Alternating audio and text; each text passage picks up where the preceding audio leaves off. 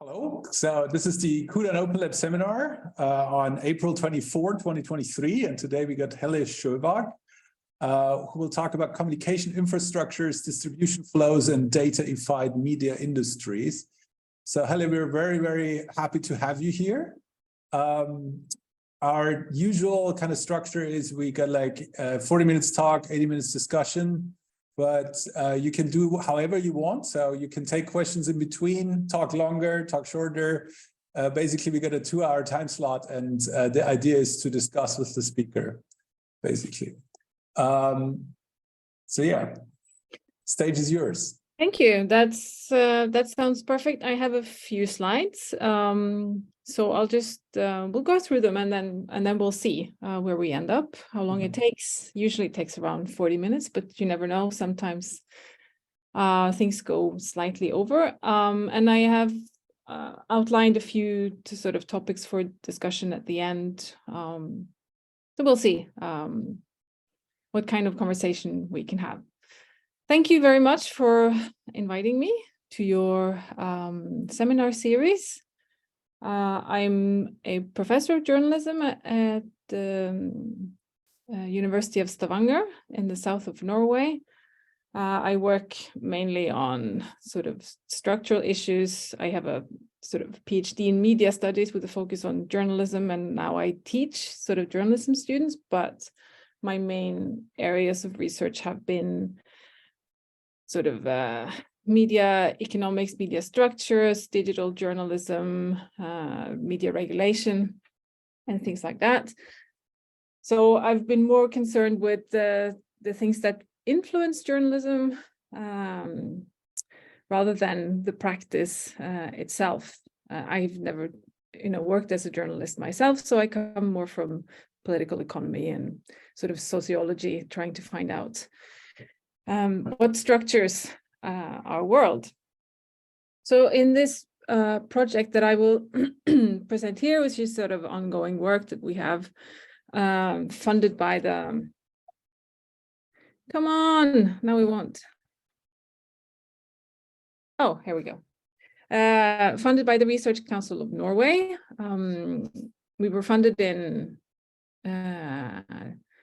well, we started in 2021, so we're about halfway in the project now. It's a 4-year project. The funding is 1.2 million euros, which doesn't go very far in Norway, but still we have managed to hire a couple of PhD students who work on infrastructure issue. Carl works with smart city datafication questions, and Bindia works with digital wellness. And we have some partners in the project from data sciences and as well as political sciences. So it's it's an interdisciplinary project between sort of data science and social science, but it's mainly social science oriented. So we're sort of in the thick of it right now. So I thought I'd sort of describe the project, give you an overview of what the aims are, and then sort of dig more detailed as we progress. So the motivation for the project as a whole, I became interested in the internet infrastructure after reading, I don't know if you can see this, but you can move your thumbnails, I guess.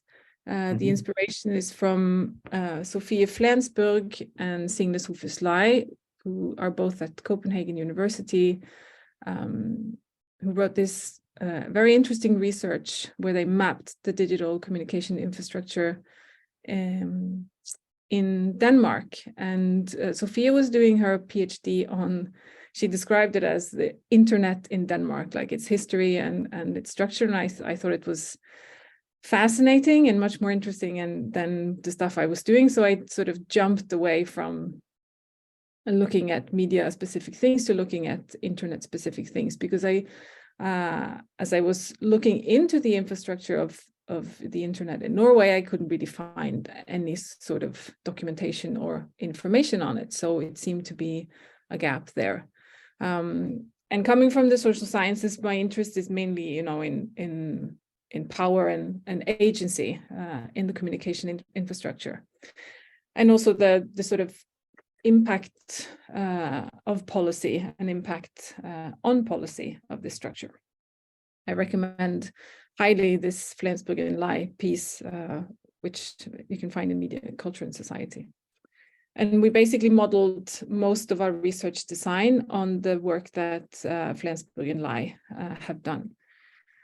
So the objectives of the project are to do a comprehensive mapping of the digital infrastructure, and I'll show you in a bit what we mean by that, and also to analyze the processes of datafication and how it impacts the media industries. We wanted to analyze the platform ecology and how it affects media diversity.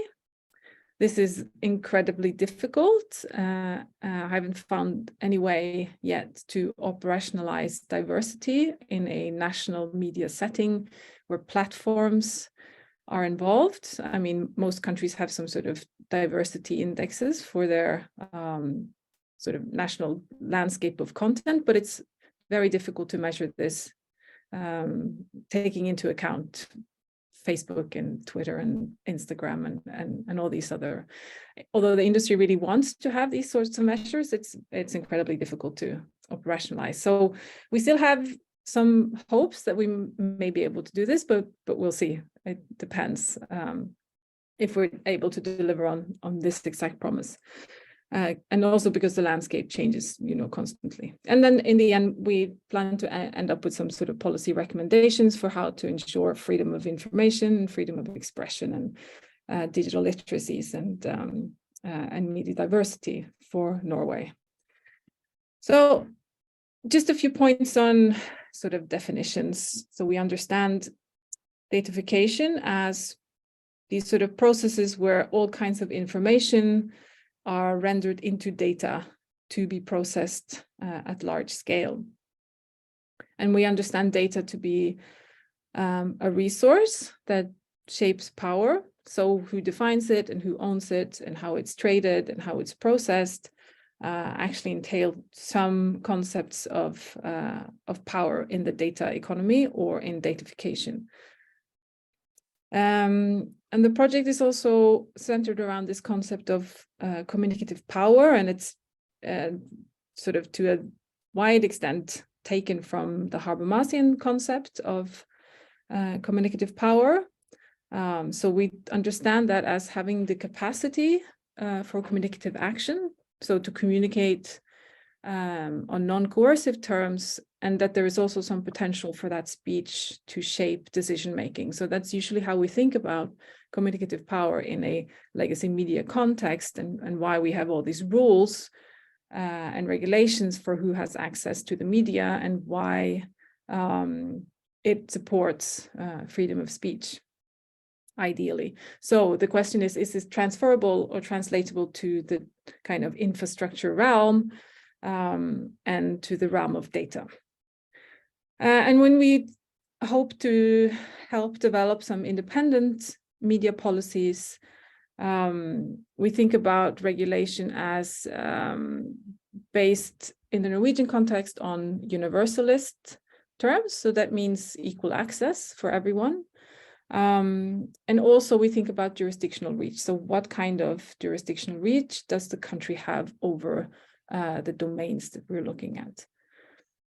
And finally, digital infrastructures. By that, we think about technologies that support and facilitate information rights and also for communication to take place.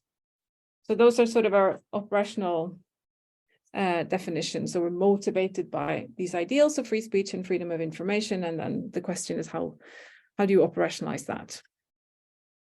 So in terms of theory, I'm not going to spend time on this, but just to sort of show you where we come from, I'd say that we lean more towards theories of materialism.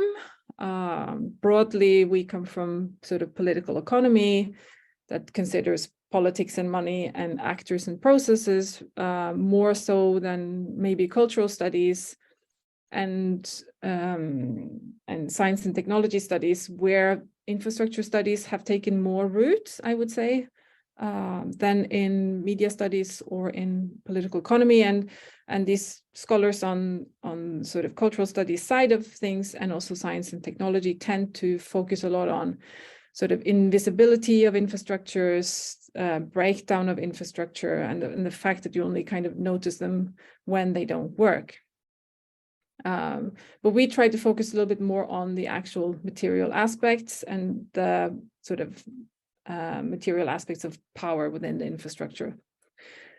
And we also employ sort of socio-technical perspectives, where the relationship between humans and technology really helps sort of to shape society. So the interplay between technology and humans. So what we're looking at mainly in this project is actors as well as processes.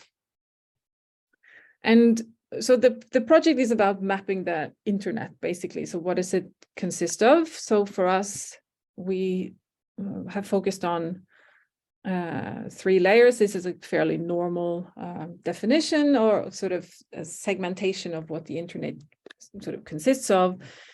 So it has a technical layer, so the cables and servers and routers that kind of carry signal traffic. There's also a transport layer where messages are transported using protocols and standards. And then there's an application layer, which is the World Wide Web, or applications or apps where people can use the data for various things. You can design things, and you can also access things. So we sort of also, our project is sort of designed along these 3 layers. So we're looking at the physical infrastructure, and the data package concerns protocols and standards. And when we look at when the aim is to look at sort of platforms and diversity, we are of course talking about the application layer, where you know, Netflix and Amazon and Google and TikTok and all of those time stealers also operate alongside legacy media. So moving on, I'm going to go into the digital infrastructure, tell you sort of how we have investigated this structure, and give you some concrete results of what the structure looks like. So the mapping here considers the major actors involved in the infrastructure, as well as sort of the value streams within the communication infrastructure at large. So the aim is to understand who holds these positions of power, what kind of oversight there is to allow transparency and regulation within the sectors, and also what motivates market behavior in the industry, what sort of shapes the strategy of the players in the infrastructure. And we also want to understand like what kind of dependencies the media are involved in, and this is of course on the heel of all the debates and stuff about infrastructure capture, platform capture, infrastructure dependencies, etc. But we really want to also expand the scope of what we're actually talking about when we're talking about infrastructures for communication, because so far this sort of capture literature that deals with media mostly focuses on the platform level, and as we just saw, there are sort of 2 layers below that as well in terms of protocols and the physical infrastructure. So we sort of feel like the infrastructure for communication should be considered as broader than what the literature now does. So we had a research question. So who controls really the communication infrastructure in Norway, and how is it regulated? And we have written that we have a manuscript in review right now that presents our answers to this question. So we had a few premises when we did the research. And the first one is, you know, if data is a currency, if it's the new gold, then data is also a valuable resource that people and countries at least should have some control over. I mean, there should be some aspects of sovereignty when it comes to data, as far as data is valuable. There's also it's difficult for states to also regulate the platform level here, right? In terms of all the EU level debates about digital services and digital markets and how to regulate them. And platforms are also becoming infrastructures in their own. They're sort of infrastructuring their own power.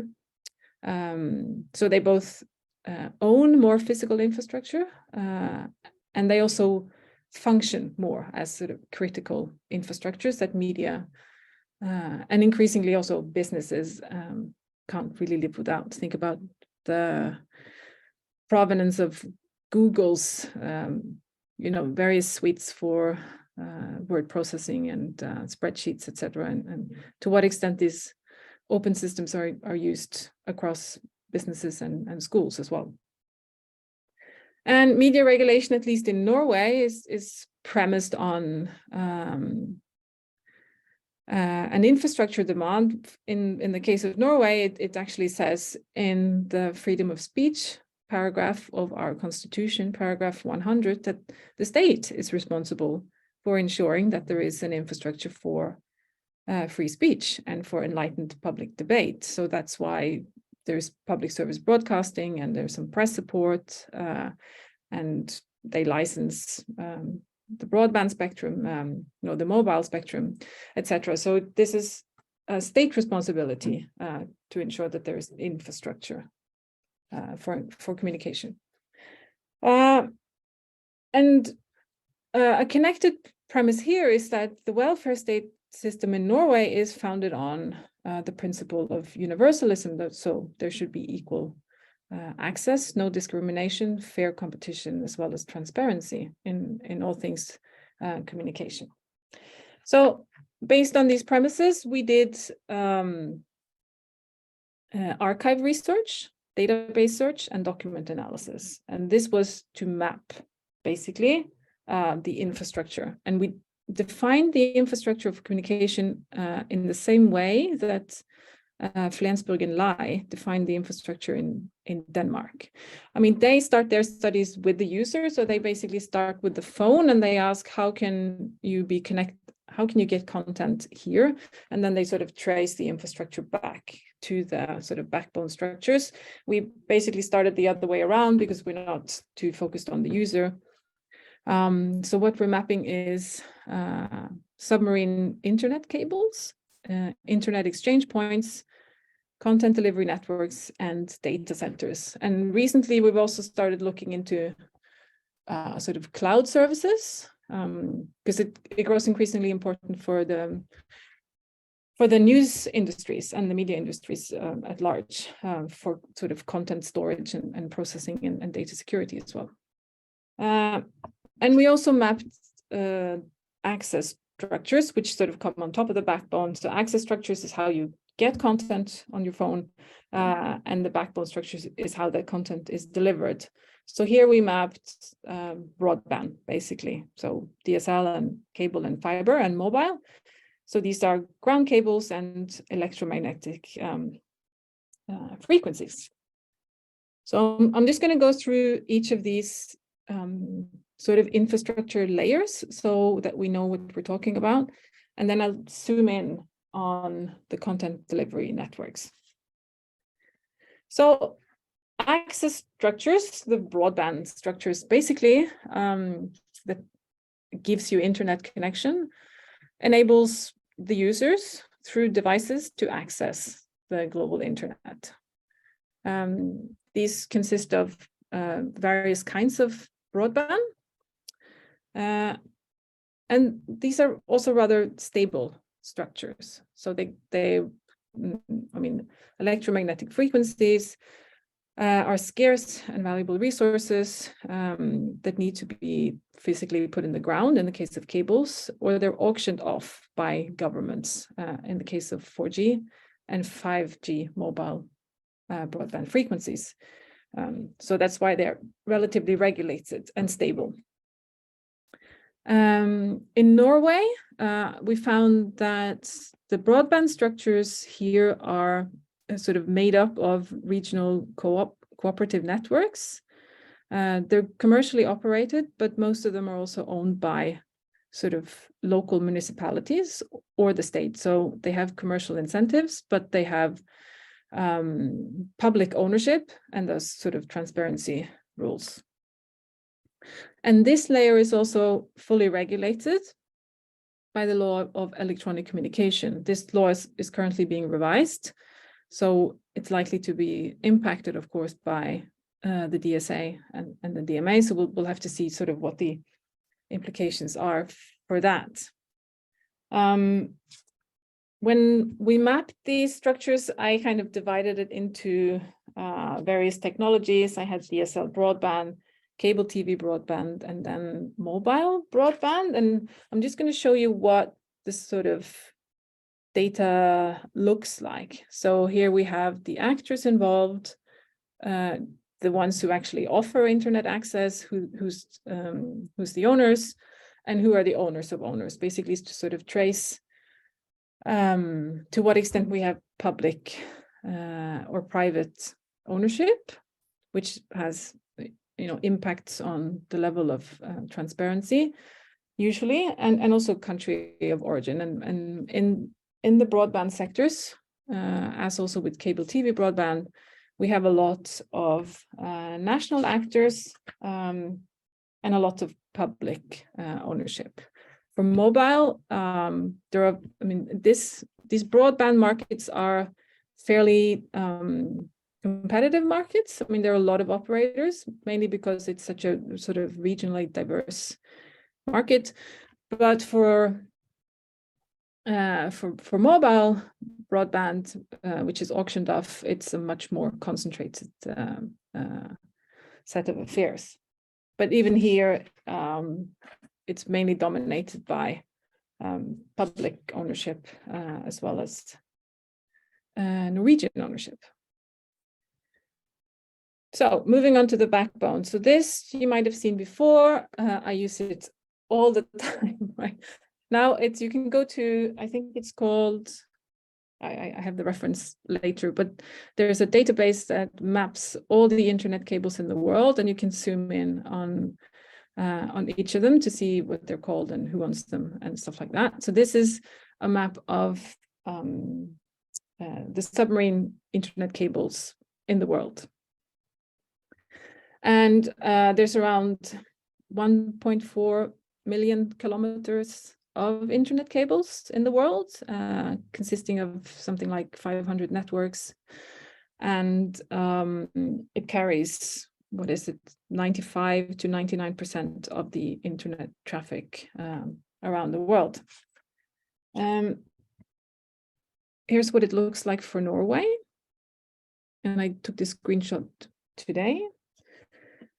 So these are fiber cables that carry internet signals between continents, right? And there are currently, to Norway, 16 submarine communication cables connected. When I did this mapping, because I checked today, and when I did this mapping in the last time I checked was in October, then we had 12.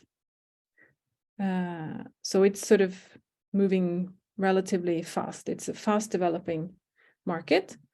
Most of these cables are owned by Norwegian energy companies, and most of these energy companies are regional players. We also have national players like Statnett, which owns the electricity grid, and Telenor, which is at least majority state-owned, as also major players in this infrastructure. But there are also quite a few cables that are owned by private internet companies. Their business model is basically to build infrastructure. And they are major players in this domain and also in other backbone domains. One of these cables is owned by Google and Facebook with Aquacom. That's the Havfrue cable that also runs to Denmark. And there are some sort of emerging issues in the sort of domain of subsea cables. There are increased security risks, talking about things like sabotage, maybe terrorism. increased sort of ocean safety issues, not least after the Nord Stream acts.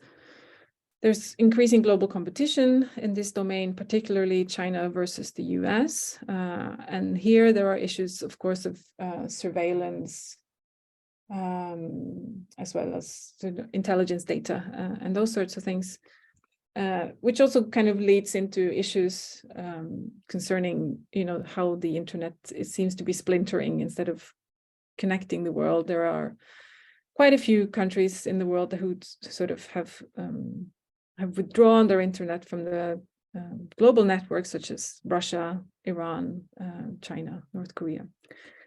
So these are some of the tendencies when it comes to these subsea cables. And I also took a screenshot of sort of what's going on in Estonia. Submarinecablemap.com is where you can find this information. And there seems to be sort of 2 landfall locations for Estonia. One would be Tallinn, I imagine. And also the connections here are very strong to Finland and Sweden. So from a sort of political economic perspective, it's quite interesting to see where connections are and who owns them. But you sort of need to have, I think, country-specific and regulatory and market overview type of knowledge to be able to, say something insightful about subsea infrastructure in each country. So I really can't speak to why the infrastructure in Estonia looks like this, while it looks different in Norway. This is my table of the cables that come to Norway. So I've mapped again the owners and the owners of owners. And as you can see here as well, there is more private as well as global actors involved in this infrastructure, at least more so than the access structure. Moving on to internet exchange points. So these are physical locations where internet service providers or ISPs connect with CDNs or other operators. So IXPs basically route the traffic of the internet. In Norway, there are currently 14 IXPs. I think when I mapped it in October, there were 11. So also here, things are kind of scaling up quickly. 6 of the IXPs in Norway are owned and operated by the University of Oslo. University of Oslo was quite early in getting on, the internet as such. So it has always had a firm grip on the internet backbone in Norway. The picture here is actually of the next one. It's the first internet exchange in Norway. It's still the most important one. And this is the entire exchange point. It's not massive, as you can see. It's a few racks of servers and cables. But private companies and foreign companies are moving in also to this structure rather quickly. So this is what it looks like right now. There's more private enterprises, more technology companies setting up internet exchange points in Norway and more foreign owners. Content delivery networks. When I started this research, I didn't actually know what this was or that it existed, but it turns out to be very, very important for media. So these are geographically distributed groups of servers that work together to deliver fast internet. So they exist at the edge of the internet, and they help to speed up delivery of content at the edge of networks, so that it's like a cache system of network of servers. CDNs help media companies to deliver fast content to your devices. So they're imperative for streaming as well as dynamic websites for media. So CDNs host copies of the most popular content that users request. Usually it's too much of a strain for a broadcaster, for instance, to stream all of their content home to end users. So instead, they hire CDN services to either deliver their content, live content, like sports or Eurovision, or election coverage.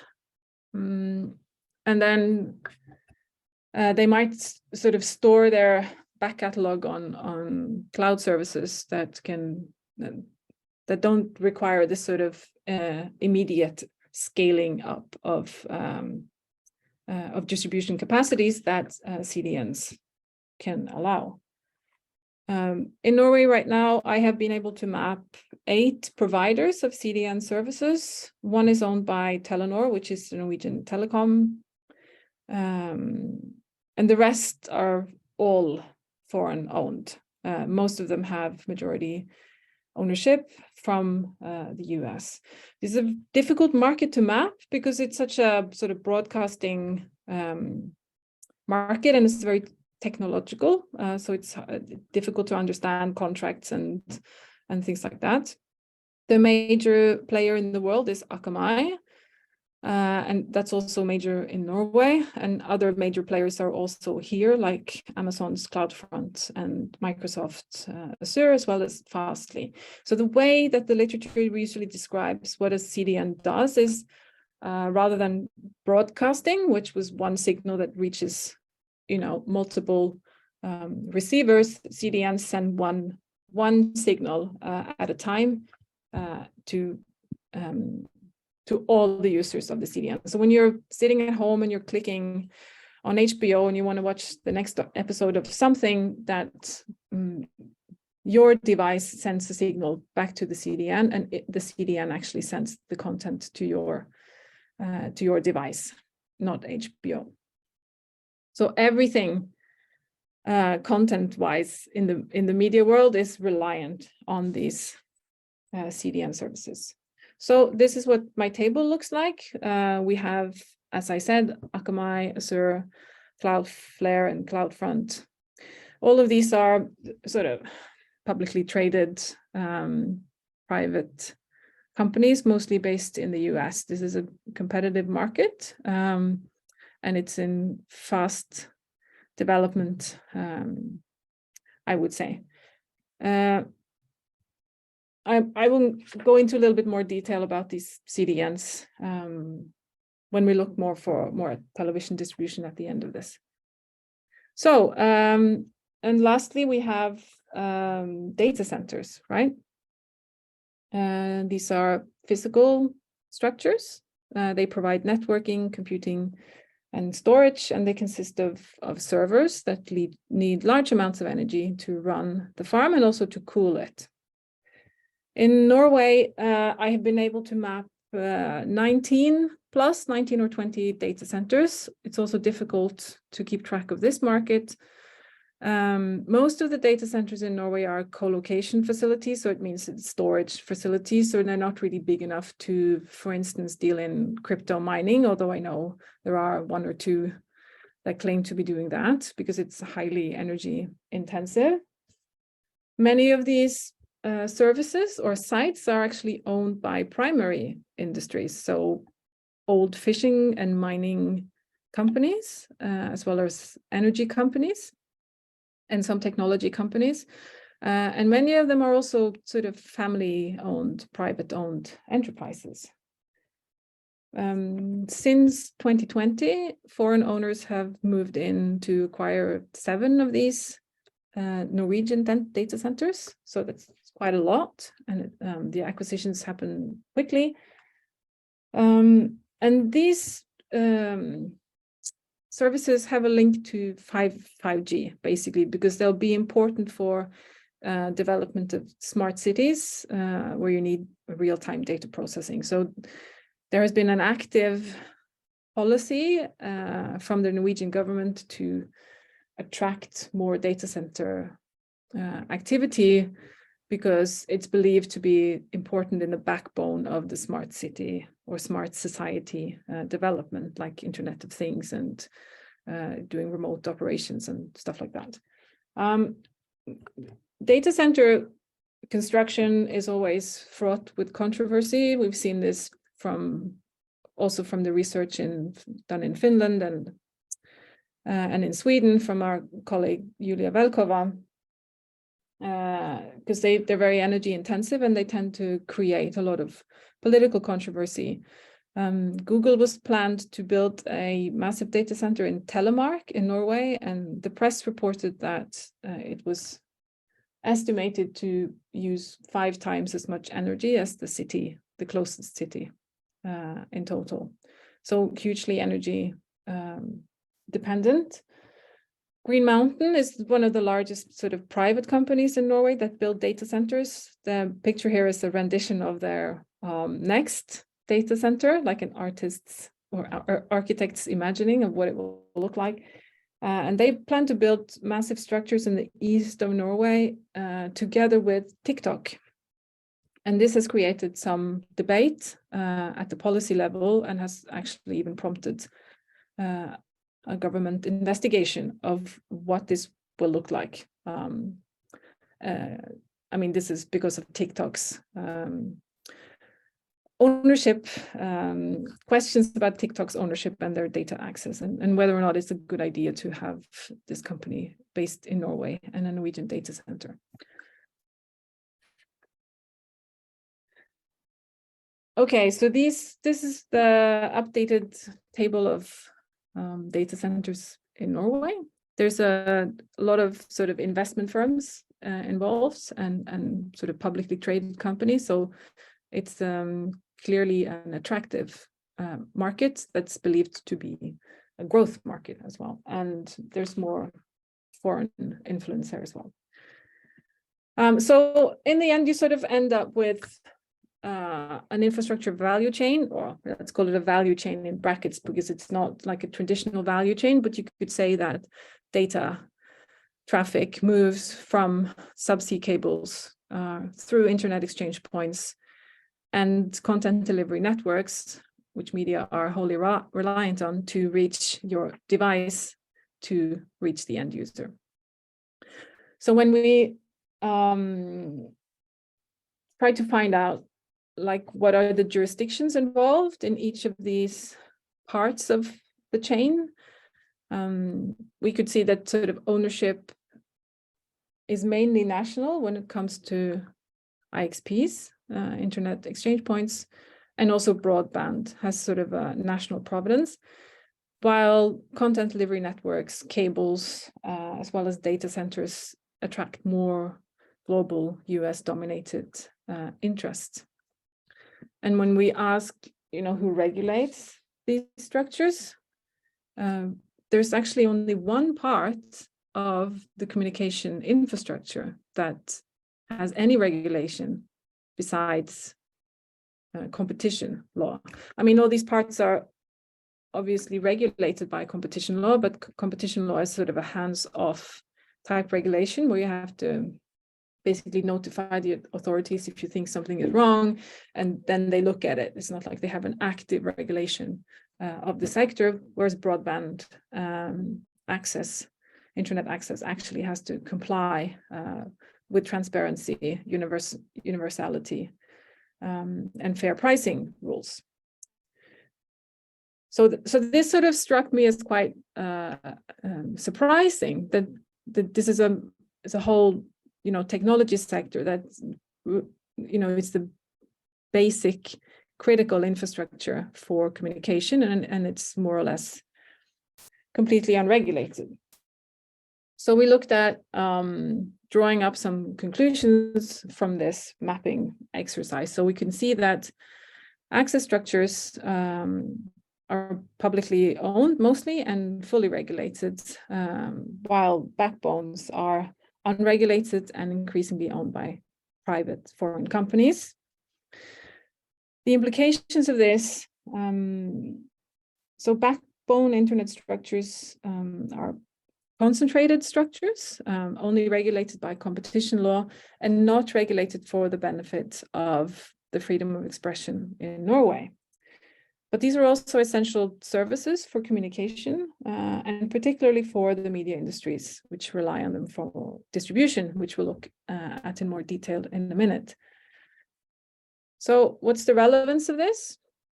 Well, sort of the transport layer of the internet also defines standards and protocols for data transfer and storage.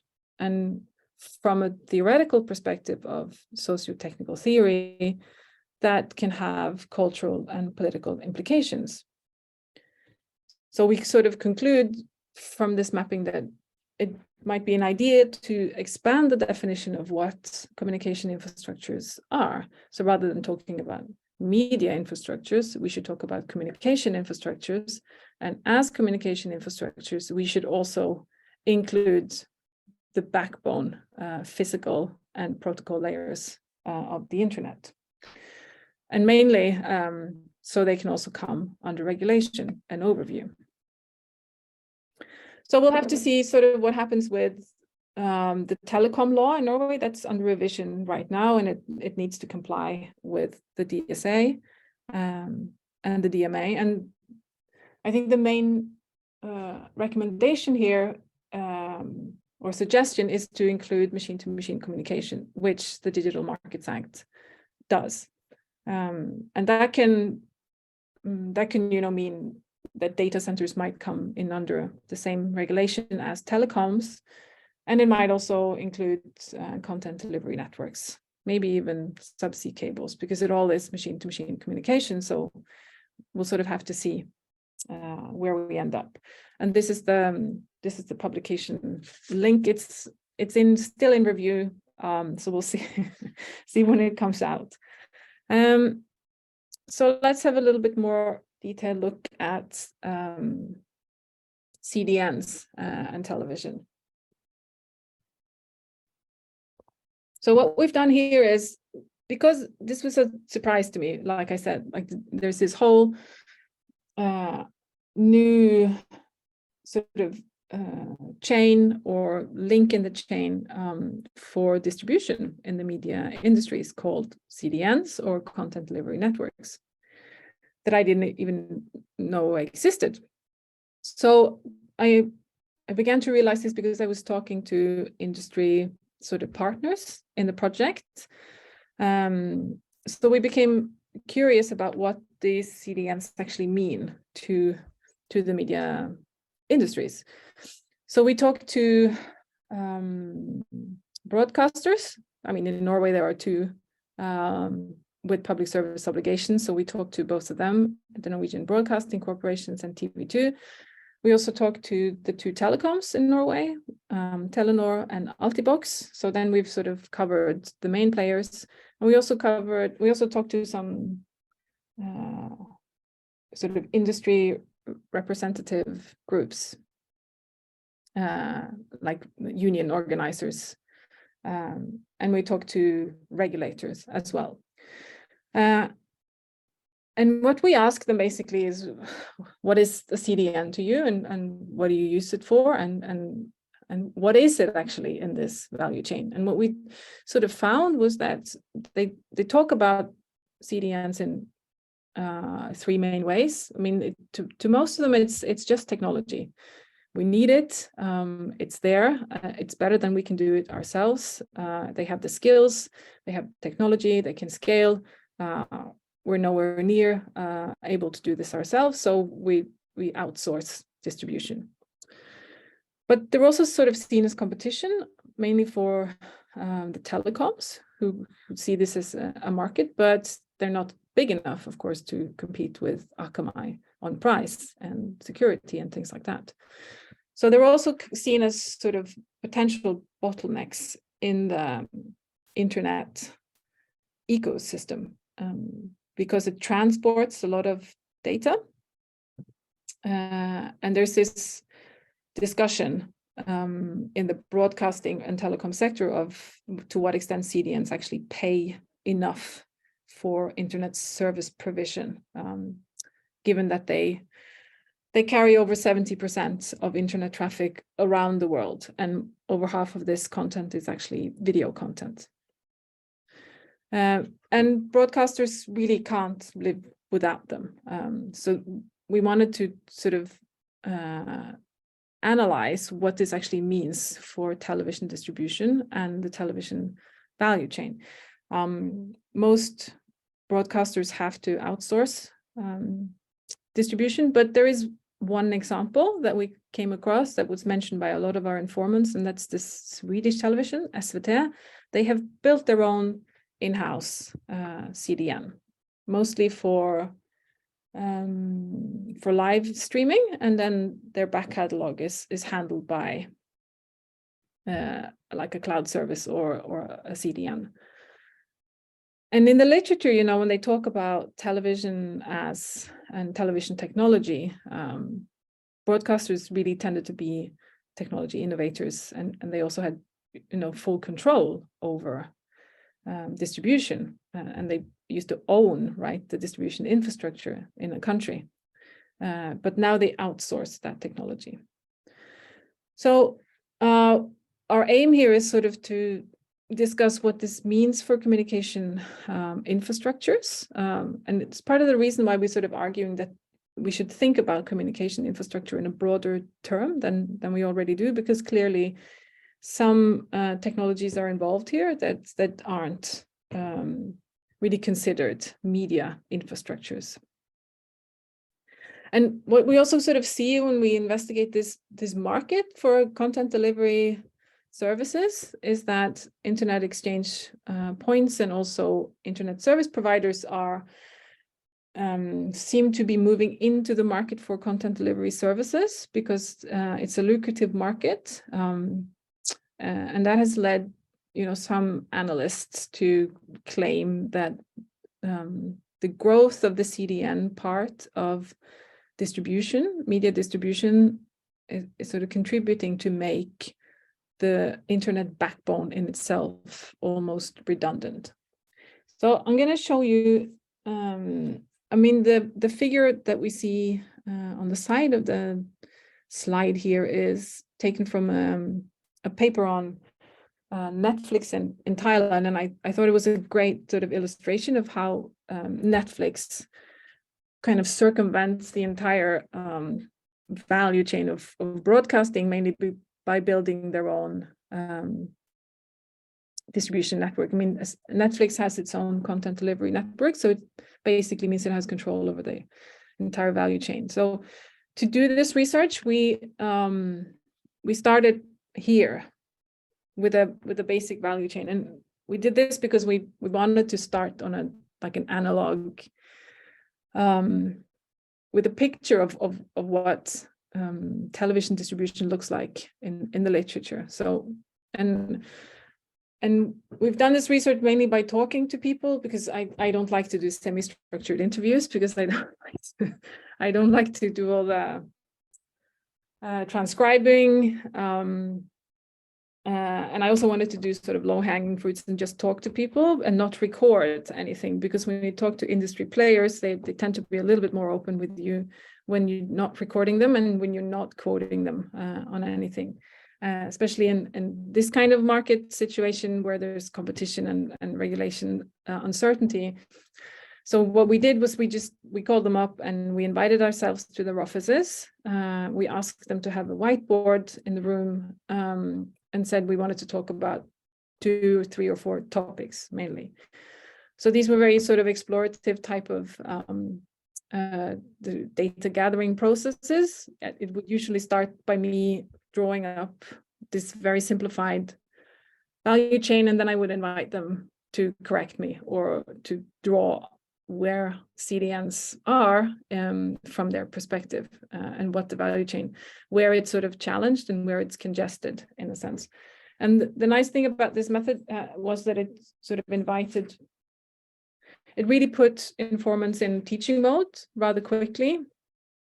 And I could also ask really rather quite stupid questions, because you don't have to be so prepared as you would need to be in a semi-structured situation, and you also don't have to be so reserved as in an interview setting. So you can use yourself a little bit more, and you can ask pretty stupid question. And that's sort of how you get these kinds of situations. So we mainly talk to guys because this is a technology area and it tends to be male dominated. So here I've sort of started with some value chain stuff, and then they come up, and then sometimes they just add a little bit here. And like you can see on the tall photo here, it just ends up being something completely different altogether. So that's, you sort of get the ecosystem, what the ecosystem looks like from the actor's perspective. And we use color codes, so to try to kind of distinguish between my input and their input. And then we took pictures along the whole process. And now we're in the stage where we try to translate these physical pictures of these whiteboards into an analysis. So I thought I would show you a little bit like what we're doing right now. So for instance, we talked to TV2, which is the commercial public service broadcaster in Norway. And I started with the basic value chain, and this is sort of where we ended up. So when I asked the head of distribution, like, how do you relate to CDNs? As you can see, they kind of place them all over. Because distribution is, you can go straight through a CDN. They use Akamai, and they also use Google Cloud for back catalogs. But without Akamai, they wouldn't have any sports, football distribution or anything like that. So they use Akamai for everything. IPTV, like internet television, also uses CDNs to port their content back to users. Cable TV uses CDNs as well. Digital terrestrial television is basically the only technology that doesn't really need.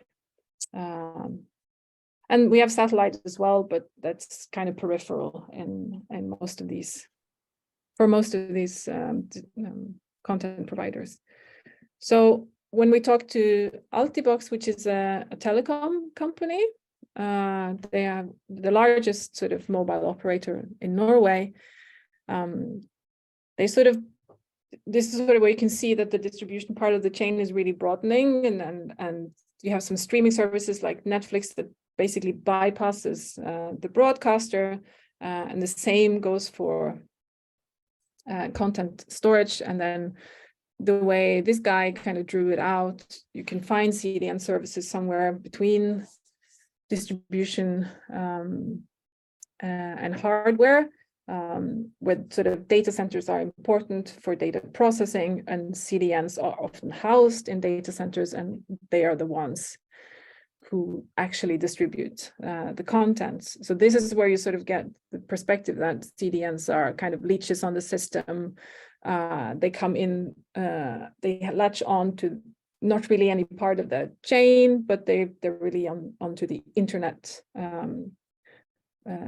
process in a sense. So like data traffic is where CDNs are positioning themselves, somewhere between distribution and hardware, or sort of receiving devices.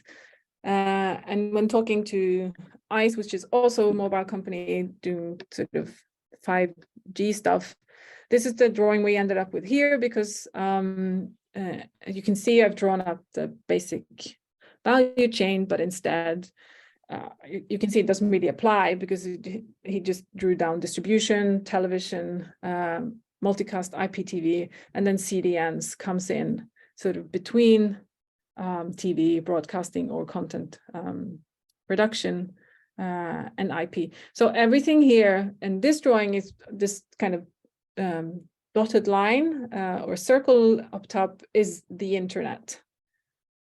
And CDNs are key to all traffic distribution on the internet. And this is kind of where we ended up also with Telenor, which is a telecom in Norway.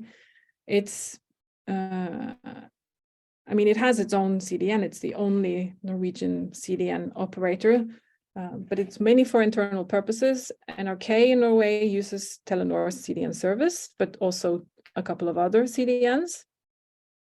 So they have basically drawn a picture of what the internet looks like, and how CDNs are important for traffic or content distribution in the sort of internet at large. So right now we're sort of looking at these drawings, looking at these sort of simplifications of pictures, and the idea is to try to sort of go back to our informants and ask them if our simplification sort of aligns with their remembrance of the conversation. I have no idea if peer reviewers will even, accept this method's qualitative way of doing things, but we'll see. And also hopefully also sort of expand the range of actors that we can talk to, but it's really quite difficult to get access to private content producers or broadcasters or platforms or whatever you might call it. Warner Brothers Discovery wouldn't talk to me, for instance. HBO Nordic wouldn't talk to me. So it's probably like in a lot of media industries research contexts, you need contacts and then maybe snowball from there. So some discussion points that we're sort of still grappling with. So I'd be, happy to hear your thoughts on this. What does it really mean that television is no longer, or broadcasting is no longer really involved in technology development? Everything is outsourced to these giant technology firms.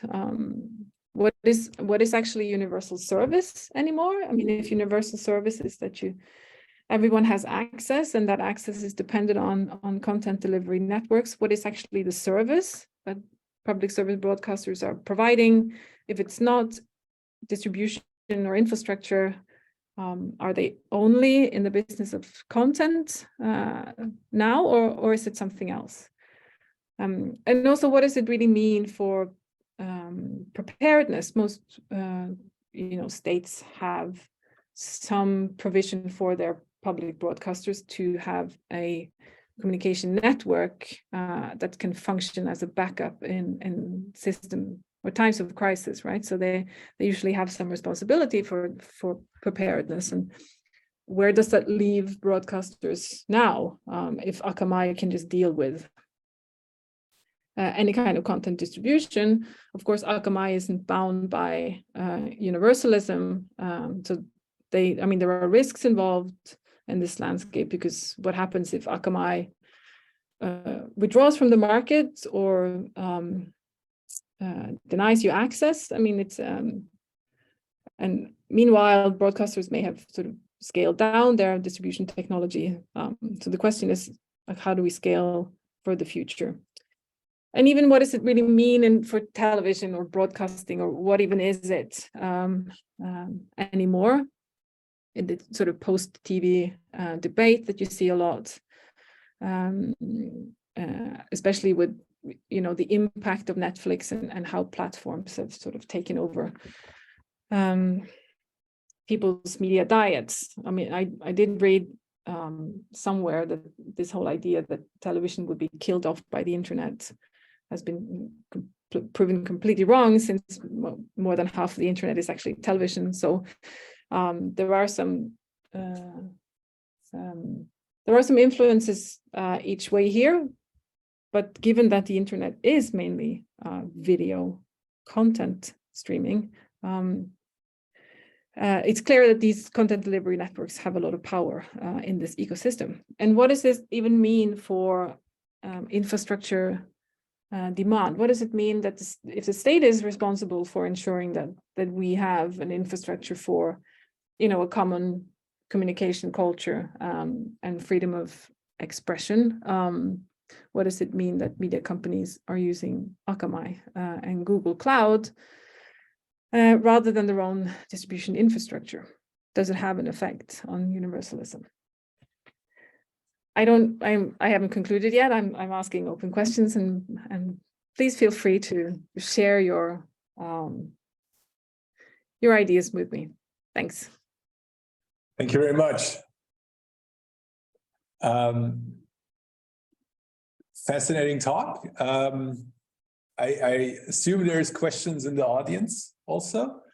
What I find quite surprising is that you take a very macroscopic perspective, and which I've spent some time in the network science crowd, and their efforts to map the internet are sort of as, because one of the most influential papers was about sort of network structure in the World Wide Web. And then in not very far distance, 3 years later, people started differentiating the internet versus the World Wide Web, and actually sort of realizing that both the World Wide Web is a scale-free network of hyperlinks and the internet is a scale-free network of cables.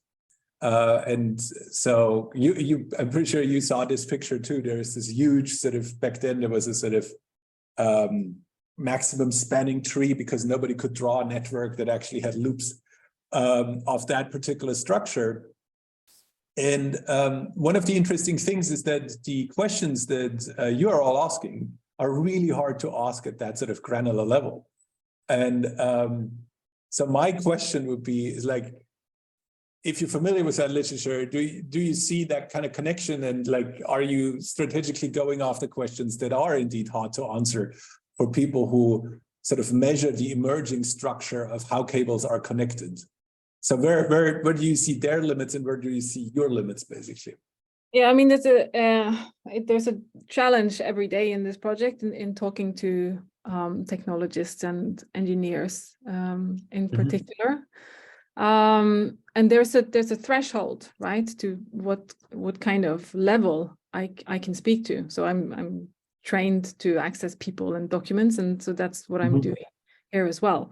So yeah, to answer your question, definitely a limit to how I can communicate the relevance of the stuff that I do to more network-oriented research, and they might not even find it interesting. I mean, Norway is at the edge of the internet, right, in itself, and it's a small market, right? And I think that's also why it's interesting to look at it, because yeah, maybe there's only 2 telecoms and 2 broadcasters, but there are so many other players in the backbone, and it can actually be mapped qualitatively. I mean, I would like to see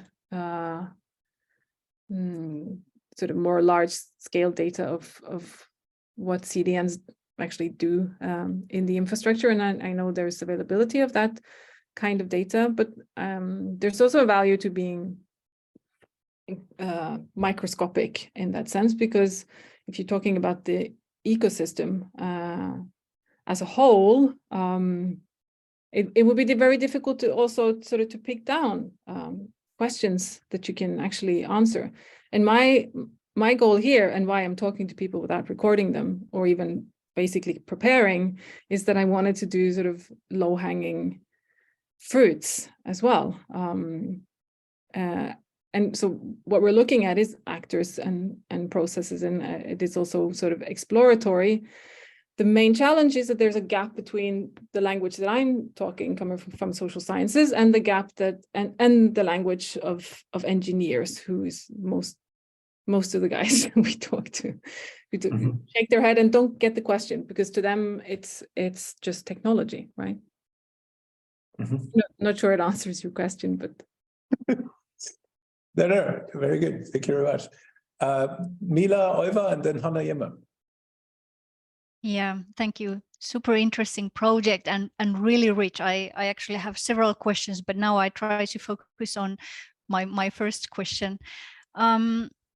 So my first question actually I would like to ask, kind of like, how do you, because you are focusing on Norway, and of course, as you already also pointed out, there are also kind of like transnational, supranational players and companies also, functioning in the Norwegian market. So do I understand correctly that as you are with your mapping exercise, you are mainly focusing on the, like the physical infrastructure that is located in Norway, and kind of like, of course, that kind of like helps you to define what is kind of like Norway in this study, but so that's the kind of like first part of the question. So did I understand correctly that you are focusing on this kind of like physical, tangible infrastructure? And this leads to my kind of like other part of the question is that, does this, do you see kind of like differences in different parts of Norway because of this infrastructure is located in some different ways in different parts of the country? Yeah, thanks. Yeah, thank you. Very good questions. To the last thing, I think it's interesting because data centers seem to want to be located in as small municipalities as possible. So, and the same sort of goes for renewable energy structures, right? So there is this kind of sort of dispersal of very high-tech infrastructure away from the centers and towards sort of smaller political structures, I guess, where there's less potential for opposition, especially when it comes to data centers. But most of these, I mean, I did try to first, because we are looking at the physical cables and ground stations and things like that. So when I tried to map the sort of geolocations of these infrastructures, I mean, almost everything is in the capital. So in a sense, I mean, you can map data centers because they need cables to come in, and you can map sort of landing sites for subsea cables as well, and you can map where the cables are. But most of the power here is located in the capital, and you know, the Nordic, in the Nordic context, this has been described as one internet, right? Like the whole Nordics is really connected as one.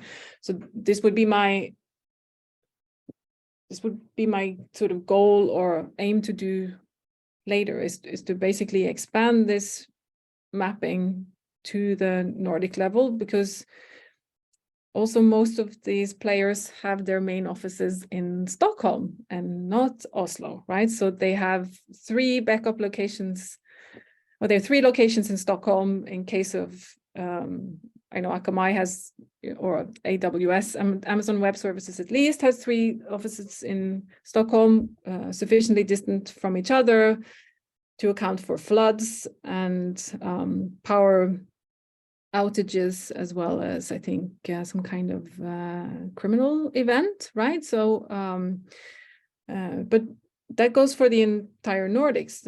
Most of the power is in Stockholm. So that also is interesting. But for me, I sort of went with the keyword would be jurisdictions, right? Like what can we regulate? And if it's within national borders and it's located here, because competition law extends to any company that has operations in the country. So in theory, it should be regulatable, but the regulators have never dealt with a case in this infrastructure.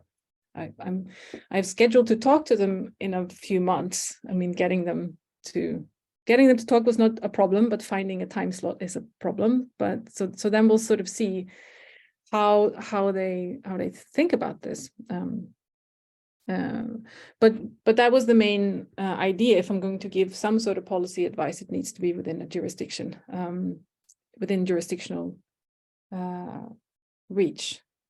And I think the Nordic context is very important here, because the Nordics should really collaborate on these types of legislations, because these are usually American players and they have one base of operation, and they treat the Nordics as one market, right? Anna. Thank you for the talk. It was very interesting for me, as I have done some research on how media companies use data for innovation purposes, and then this CDN element seems really relevant. And also for me, these Azores and Amazons have come up in my interview. So it was inspiring to hear that, so that I can also myself kind of look into these issues. So thank you for that. I'm not as polite as Mila, so I will have a few questions for you. So you mentioned in the beginning that the inspiration comes from this Danish study, how they mapped their infrastructure. And you are doing this for Norway. So I was wondering, what are the differences, or have you looked at other studies in other countries, how these ownership issues play out? And I would be especially interested in the public versus private ownership, whether this affects media industries in different ways. So that was one. The second one you already started to cover. So this was about your talks with regulators. So I was wondering whether you have already talked to them, and whether they themselves do these mapping exercises, and how has it affected regulation? But I understood that it hasn't been reflected in regulation for now. Yes, you mentioned that to cover the Nordic countries, as in Estonia, Telia is also a big operator. So please include politics as well, because I think they are, as on the map we also saw, they were highly connected. And then the final question was about the method, this whiteboard method, I really liked your description of it. And I also, when I was doing my interviews, they had to be semi-structured because this is the norm. But what you have done seems something that I would perhaps also like to do. So I was wondering, if you have these mean reviewers looking through your work, how would you justify using these more, let's say, spontaneous methods? So yeah, these were my three questions. Thank you. Yeah, thank you. Well, I could start at the top, I guess. When Flensburg and Lye compare, I mean, they have mapped the infrastructure of Scandinavia, at least, if not the Nordics. So they are working on it, and it's in publication. They have a book coming out soon that is on the. I'm not sure if it's Nordic or Scandinavian, but at least it's sort of Scandinavian. And they actually find that there are sort of relatively big differences even within the Scandinavian and Nordic countries, right? Because they refer to Norway as the land of legacies. There's a lot of legacy ownership still, like the legacy telecoms are still heavily involved. The municipalities have a high degree of ownership, while in Denmark, they're more vulnerable to more sort of global trends. So, for instance, Google and Facebook are stronger there. They own more of the subsea infrastructure. They have huge data centers there. There's sort of less public state control over this broader communication infrastructure in Denmark than there is in Norway. And then you have, I mean, we have colleagues in Greenland who do this kind of research, and they have really microscopic structures. I mean, there's like 1 or 2 cables into the country, right? So what happens in these really vulnerable type of in these vulnerable nations. So besides that, I haven't actually seen any mappings of this kind. I think this sort of mapping method is actually the Flensburg and Lye methods. I mean, they also come from sort of a political economy. You follow the money, you follow the data, you look at the actors, and you look at their strategies and kind of their values as well. That also sort of steers what kind of people that you want to talk to, and when you're sort of industry adjacent as well. And I'm usually quite pragmatic in my approach. I'm not in the critical school of political economy. I'm a political economist, but I wouldn't sort of necessarily call myself a critical scholar. So I tend to sort of approach people as very face value and be actor oriented, because they are the ones who are actually have the knowledge of the infrastructure and who does things.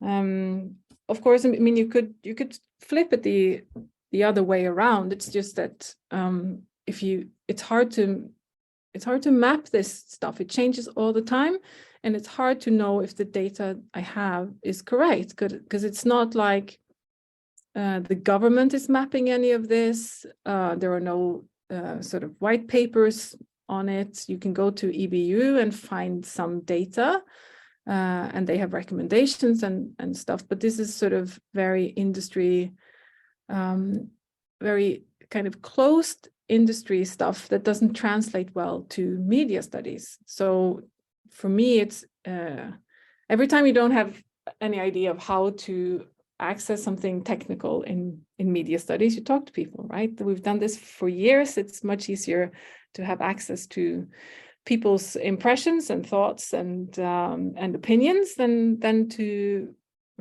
create databases of stuff you don't even know what it is. And the same is actually true sort of for regulators, because when I started this research, I of course reached out to the Media Authority, who will be the I mean, they will administer the digital services. I think they will most likely get that responsibility, but they have no idea about this infrastructure stuff. They don't know what it looks like. They have never heard of CDNs.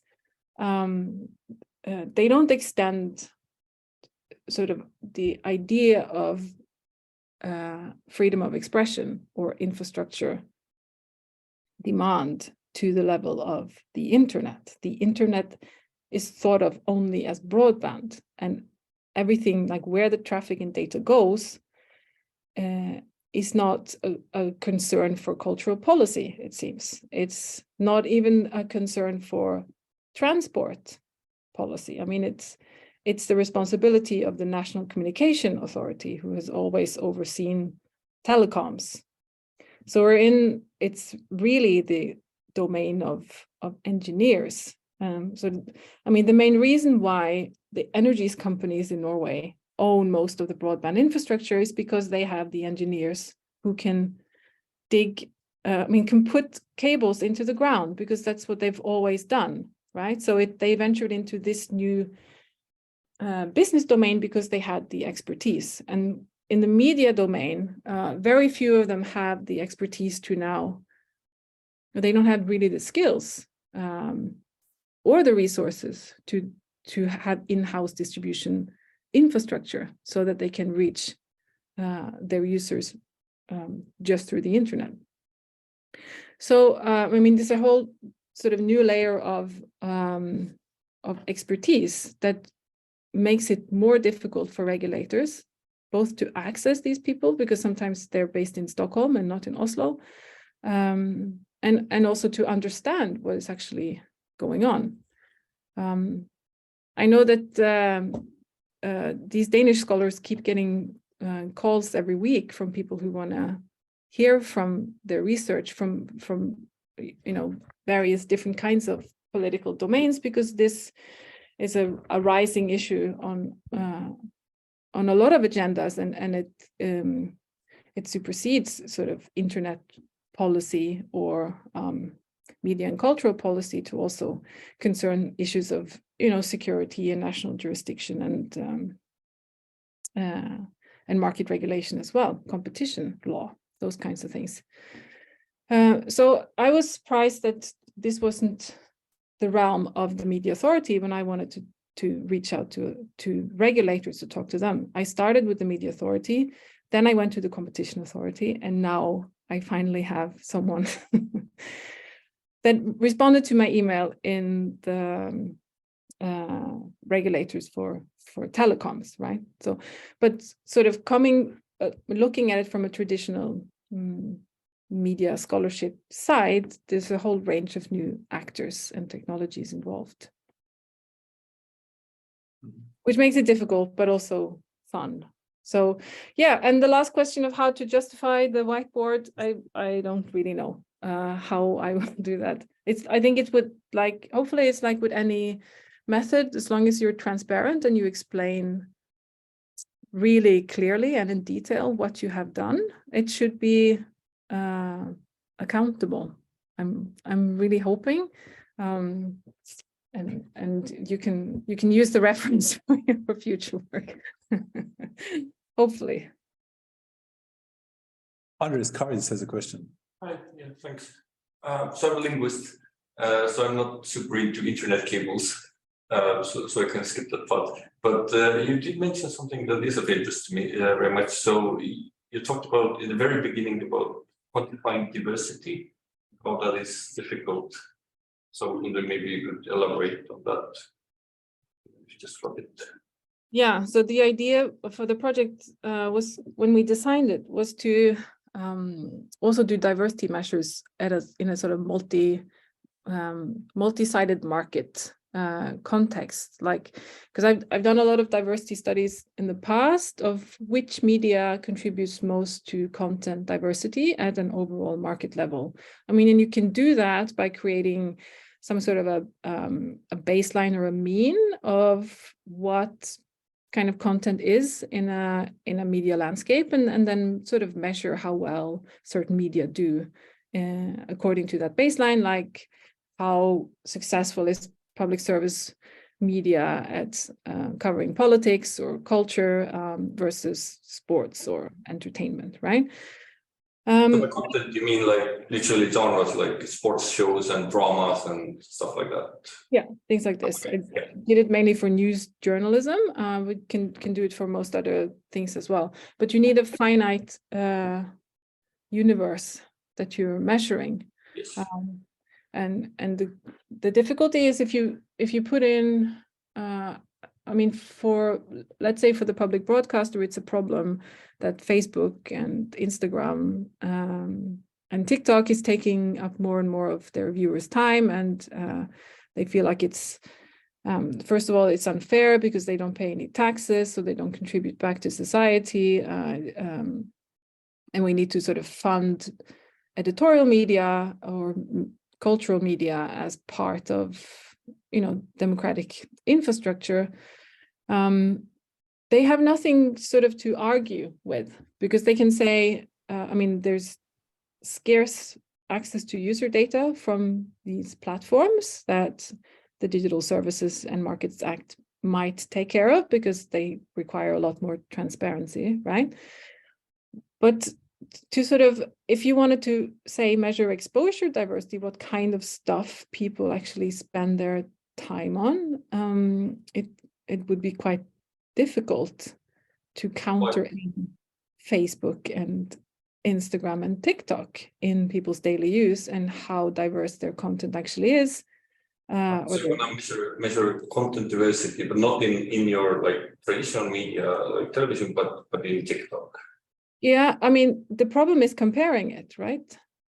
So this was sort of the idea, that we could do some sort of analysis of how do the platforms impact the diversity of the media landscape in Norway. And that would be quite difficult, because you have one landscape that's national, that's regulated nationally, and that's funded nationally, with the audience, but the audience has an international orientation, right? So the universe is so large, you wouldn't get access to data from TikTok or Instagram.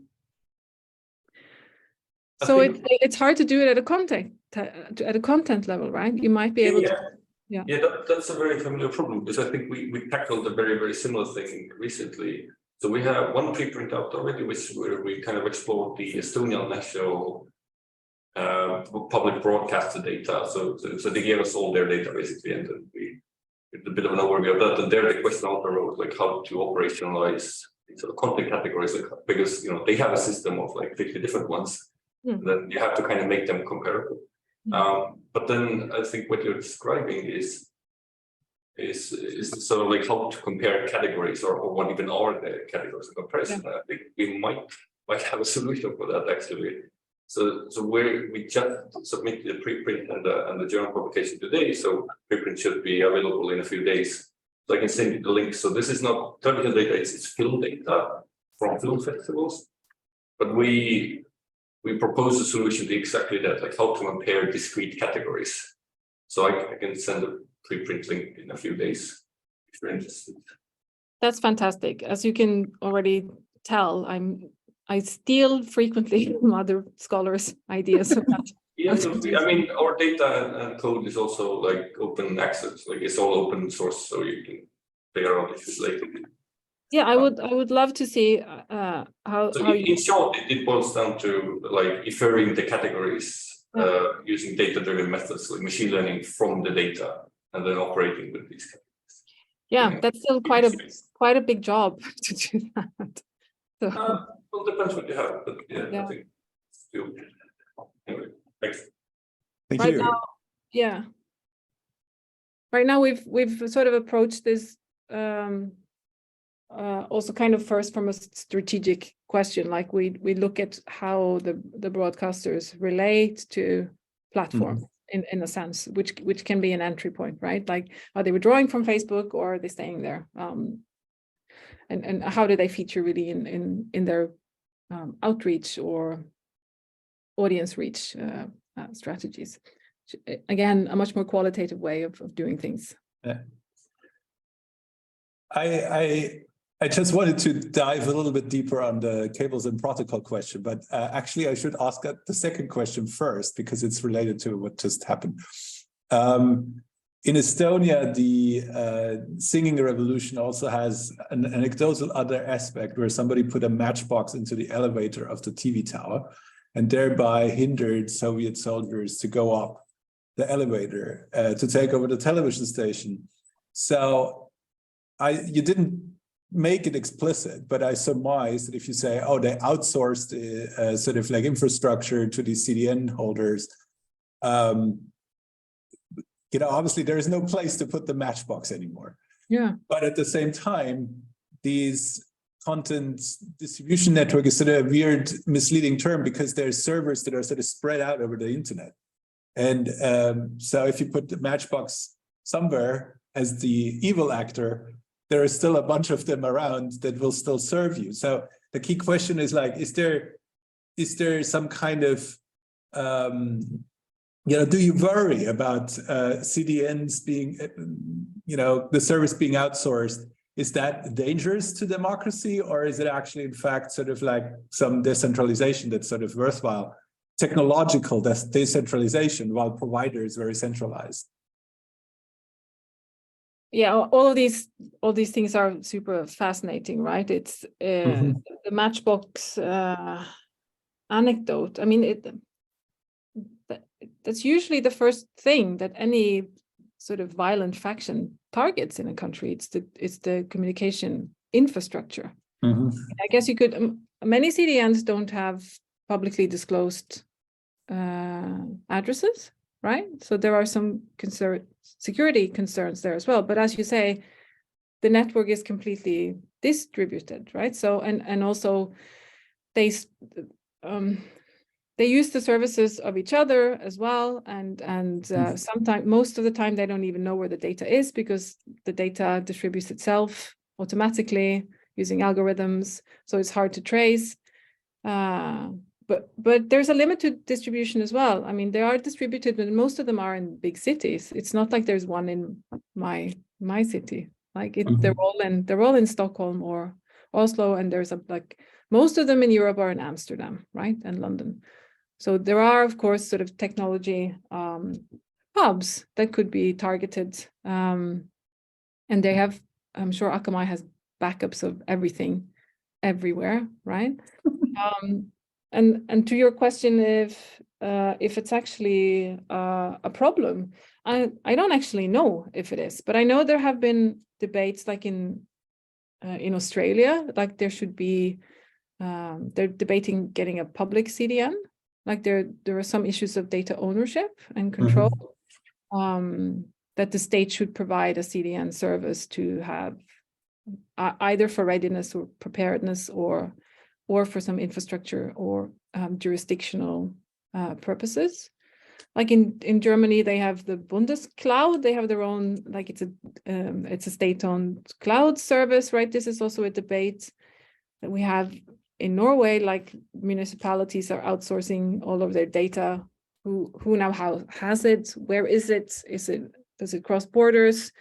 It's hard for citizens to find out where their data is, and most of these decisions are made by engineers and not, publicly elected officials, because it's the threshold of knowledge is it's too high for most politicians to make these kinds of decisions. And also, who should really make the decisions? Should it be a state level decision, ministries, or municipalities free to kind of make their own infrastructure decisions? So I can't really answer the question if it's a problem or not. For most broadcasters, it's not a problem, it seems. It's technology. It's cheaper than doing it yourself. They have expertise that's difficult. That's also one reason why telecoms don't build them, because it's hard to find the people who have the expertise. And to also run it, and they can't scale. They're too small to scale up to the level that you might actually need to be competitive. Yeah, on price, right? I'd like to go a little bit further in this direction, which in some sense, on the one hand, I think the technological situation is fast moving, is hard to map, as you say, but one of the key questions I'm asking myself, and this is more like as a private person than as a cultural data analytics professor who has a PhD in art history, where one would need a similar rule that is, like the fifth article in the German base law is art and science are free, or the human dignity is inviolable, whatever. So kind of like what the original dream of net neutrality was when we just go through this quickly, like Windsurf famously sort of like developing with his buddies TCP/IP, which can transfer everything, like a video frame just as much as sound, just as much as a fraction of text, just as much as a number of some kind of sensor value. And that for a very long time really was like sort of the state of the debate. And that was how net neutrality, sort of like all packets are equal, basically, sort of lived off. And now these CDNs sort of already sort of complicate the situation, even if they would purely use TCP/IP, like again, sort of uncolored packets, they still would have an advantage because they sit closer to your home, and as such, sort of the cable is shorter, and therefore they're quicker. Which, in the most extreme case, you have things like, there's this patent by Bob Mercer where it's really about like buying a server with the calculated cable length, so you can calculate the milliseconds at which your trade arrives at sort of the stock trading server, which is amazing, right? So at that point, there is like absolutely no equality anymore, because somebody knows better when something arrives, which can be, the difference between owning it and not owning it. And then at the far end, now we have the situation where cell phones have CPUs on the outside of the cell phone, like basically as edge things. This is like what NVIDIA announced like last year, where all of a sudden the computation is happening outside of your cell phone, helping sort of other people having a better time in VR or whatever. So there's very clearly also a proximity kind of advantage. So somebody who's close to other people with cell phones has sort of like a better advantage than somebody sitting in a tiny town. And now if we have all these sort of examples, right, and this overwhelms all of us, there is plenty of these kind of technologies, and sort of the good old net neutrality discussion we cannot have anymore, because there's so many ways how you can game the system. You can color the packets, you can sort of like play with the cable length, you can play with the speed of transmission and stuff like that. But in the end, there should still be equal chance for all of us. And that is sort of something which probably Europe should be the place who starts it, because there's probably no other place that will ever start it. The US certainly not. So the question is, what would be the process? Like, you know, measuring the computers is one thing, documenting, mapping the computers or infrastructure the way you do it is one thing, but how does this all come together so we come up with a rule which is basically something that fits into a law or a constitution, which is no longer than 3 lines and makes perfect sense and protects people from being taken advantage of? Yeah, easy question. Sorry. Yeah, a lot of these processes are proprietary. I guess transparency is key to all of these. I mean, net neutrality should suffice in these markets, but there are also proprietary arrangements about how to deal with copyright issues, how to deal with security and encryption that differs between the different companies, right?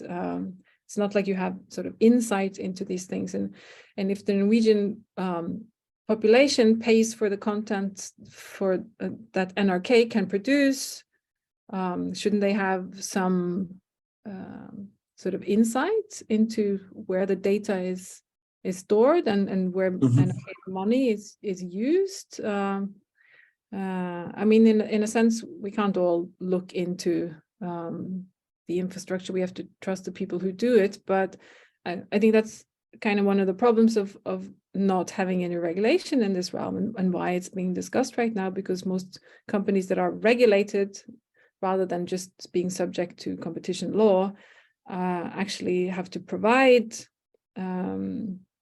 transparency.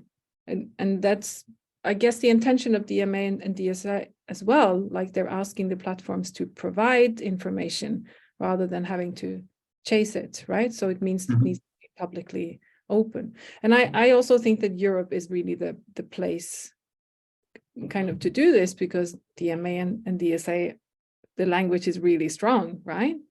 And the reactions are also intended to be strong.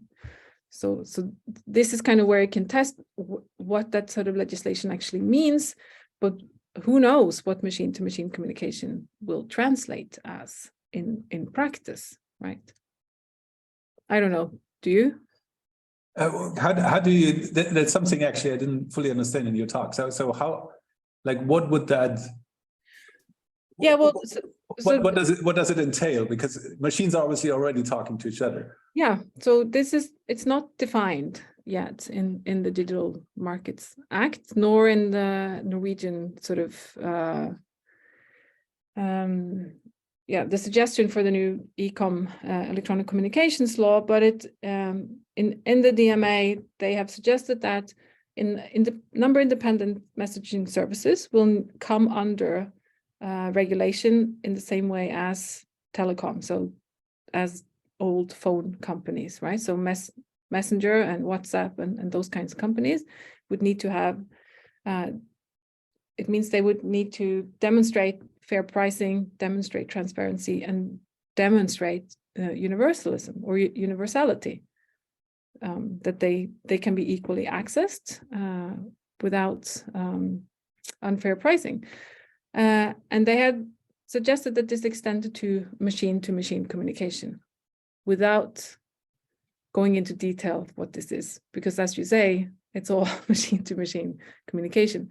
I think for the Norwegian Communications Authority, they probably understand this to be data centers, like any kind of. So who is? This is really interesting. It's new to me, so I don't understand it. But who has an interest in this? Because if you do that, you don't get the full bandwidth, because you have to measure what's going through the pipe, which obviously takes bandwidth.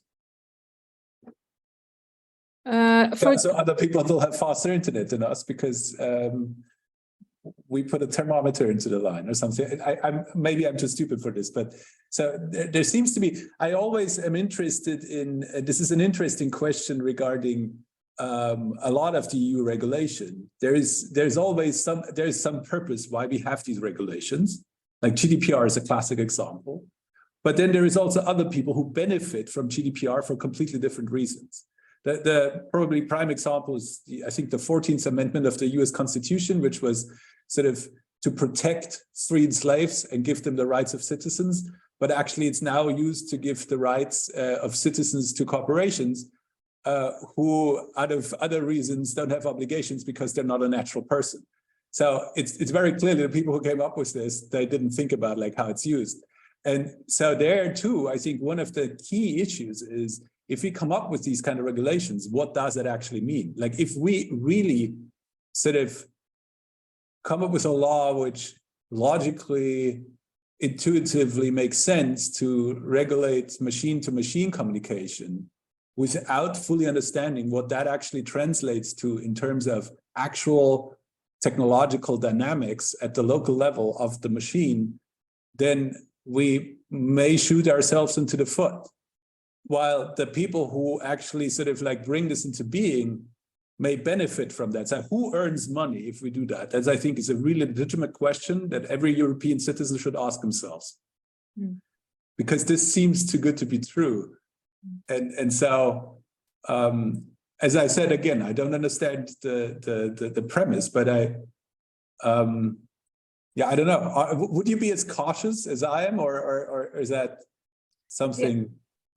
I have no idea how it will look in practice, and I'm not sure regulators, you know, in various countries can see it so clearly either. I mean, the DMA is competition law.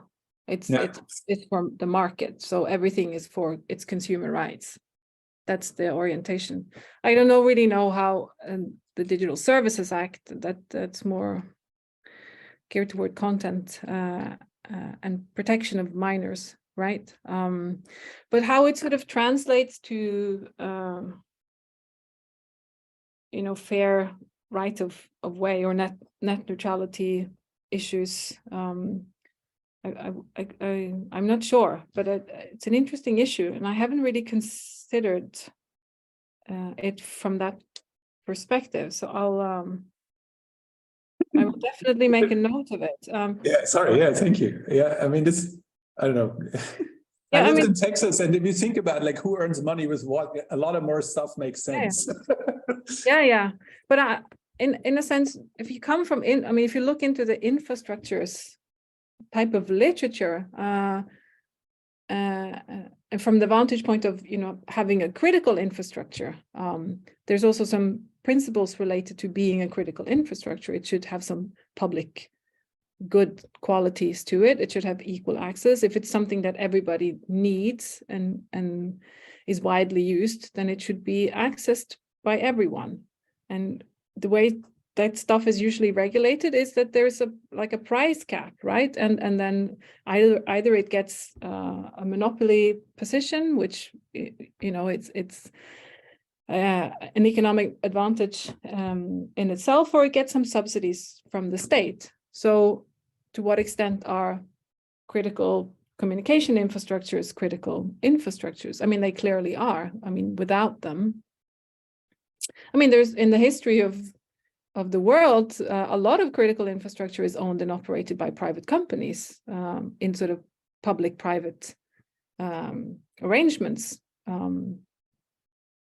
you know, with benefits. It doesn't all have to be, you know, state-owned necessarily, but it's this acknowledgement that a lot of these infrastructures are actually critical infrastructures.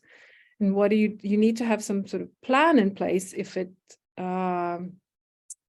it's destroyed or if it withdraws its services, right? Without them, what do we do?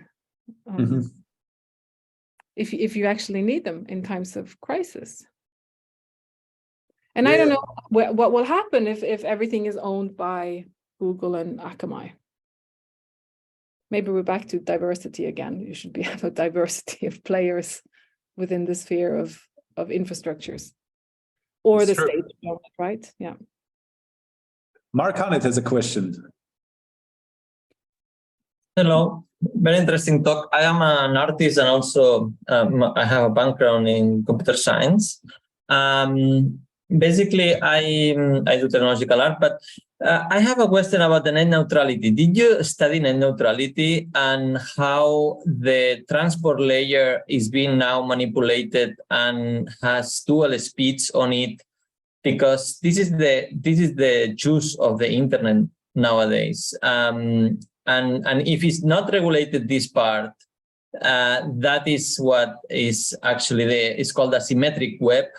And that's what Google and big players are doing, that they're doing their own cables from their data center to data center, and they're prioritizing their packages against the other ones, and the big tech has advantage because it goes faster. This, in theory, in America was regulated, and I think out of no knowledge, Europe has not been regulating this, and the players are doing whatever they want, starting from the telecoms that they don't want that, for example, I don't know, the WhatsApps and so on, they have like very good quality, means they actually, they make their bandwidth reduce, or sometimes they do these packages where certain things, if you don't pay certain thing, you don't get good quality on YouTube's or so on,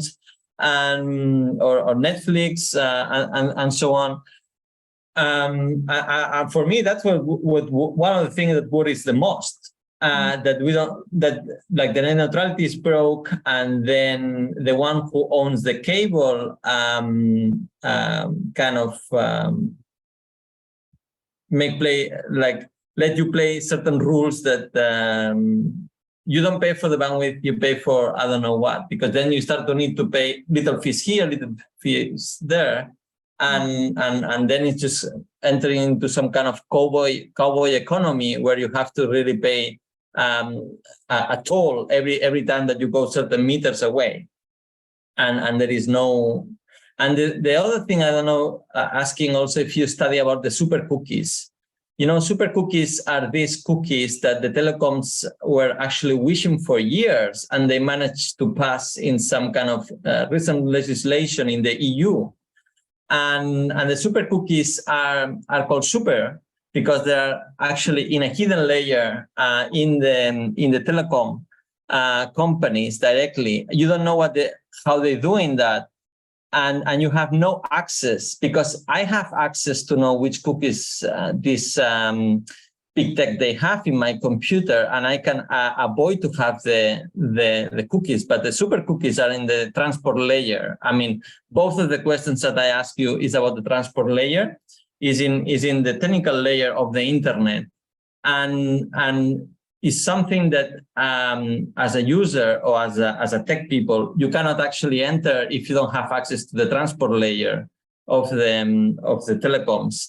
And that's again something that it deeply worries me. And this is I know who is one of the promoters of this. This is actually Telefonica. I'm from Barcelona originally. At Telefonica, they had this, like his former director years ago. He did like a press conference that I think he drank it a little bit too much. But actually, he was like saying that how can be, I mean, like everyone was saying that I think he drank a little bit too much wine. How can be that Google and this like Facebook and so on win so much money and they don't have to pay nothing to them? To the telecom, I'm saying they have the clients, they have everything, and these like kids from Silicon Valley, they're making tons of money and they don't pay nothing to them. They and for years they had been trying to lobby to get certain control of the data, because they were saying in that conference, actually it was quite long. It was pointing out that they had the clients, they have the infrastructure. How can be that the Silicon Valley kids, they're actually making all the money and they're not making money, and they have to support all the infrastructure?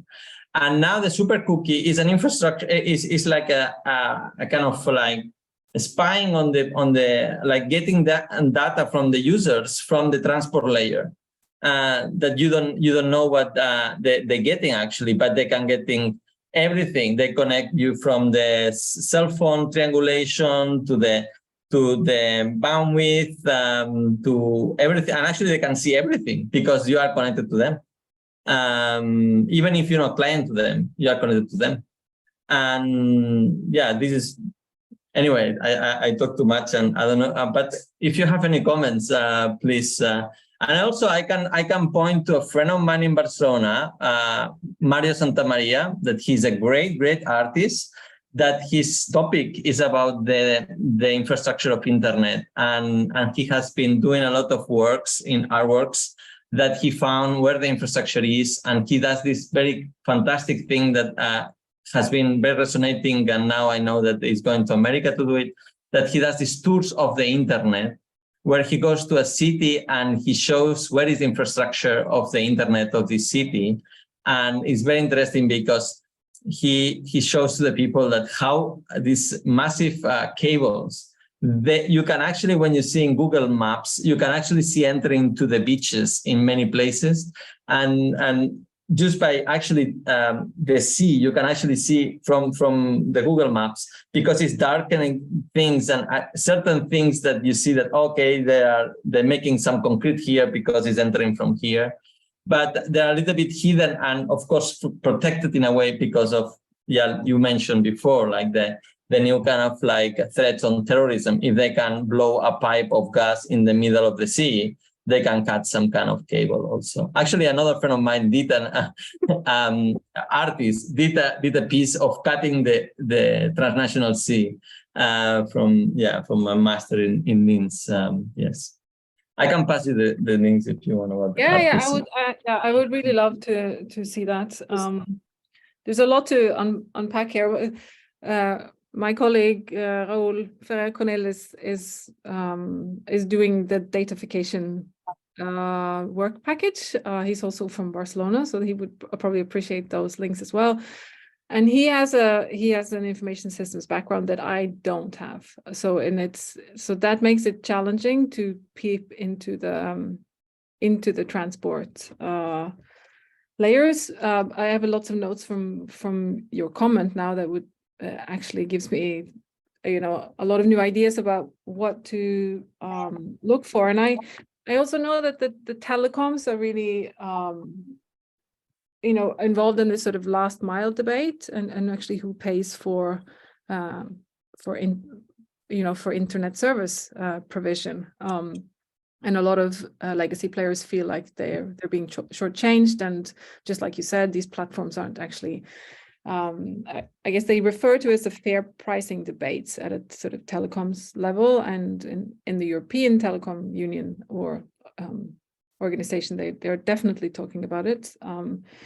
But this is difficult, right? Because there are really sort of technology silos in the infrastructure. The telecom has one conversation, and then the CDN conversation happens somewhere else, and then the protocol conversation happens somewhere else, and it's hard to get these conversations to take place in the same room, because it involves all these.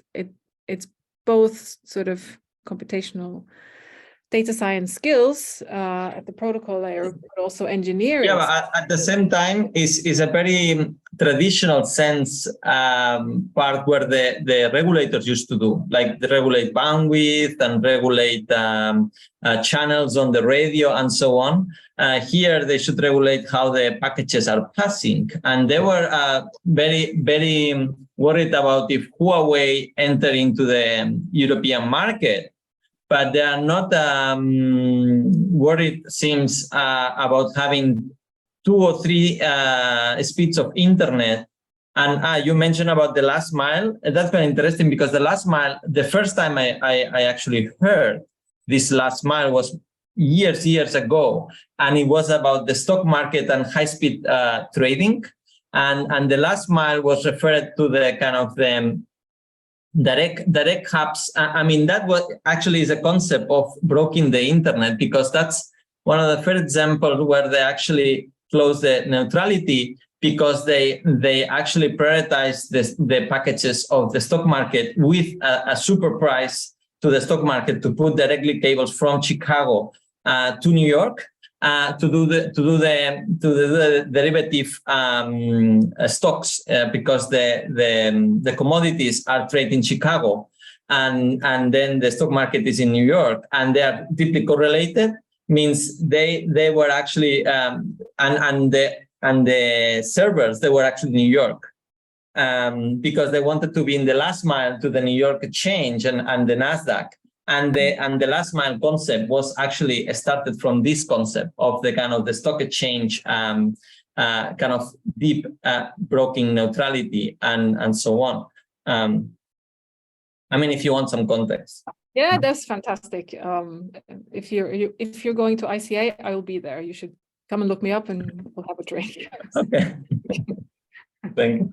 Thank you very much. Unfortunately, we reached the end of the time. There is, as a summarizing comment, I think one thing that's interesting to say is like we still are in this sort of bifurcation of cultural research and people who built the infrastructure. And if you talk to them, as you have done also, and I'm pretty sure you could probably double that message, they talk about infosecurity, they talk about reliability, they talk about latency, like all that kind of stuff. But one of the interesting things is like all the stuff that goes across the internet, the packages, even though they're not covered, they're actually sort of like the juice of culture. Like most of the packages flow across it because somebody watches some kind of TV show, because they do some kind of work that has some kind of flavor, because they do some kind of thing which is cultural and not sort of primarily infosecurity or latency or whatever related. And so that should also be analyzed. And as we have more coloring, which is unavoidable, the stock market thing is one thing, but on the other end, you have knowledge graph routers, which basically, treat different database information differently, treat video differently from, at some point, this may make sense, but we need to sort of have new rules.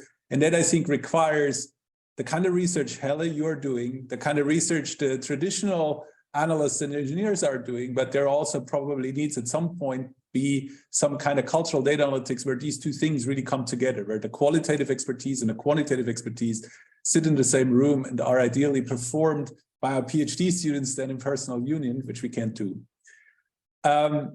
So this is the second to last cultural open lab seminar this semester. We will have another one, which is in 2 weeks, because next week is 1st of May. And in 2 weeks, we will meet Louis Bettencourt, who is the director of the Pritzker director of the Monsueto Institute for Urban Innovation at the University of Chicago, who is a very prominent figure in urban science. And so we returned sort of like to that kind of topic, which we had before in the semester. And again, Helle, we thank you very much. This was excellent and super inspiring. And thank you all very much. See you soon. We'll see you soon. Bye. Bye.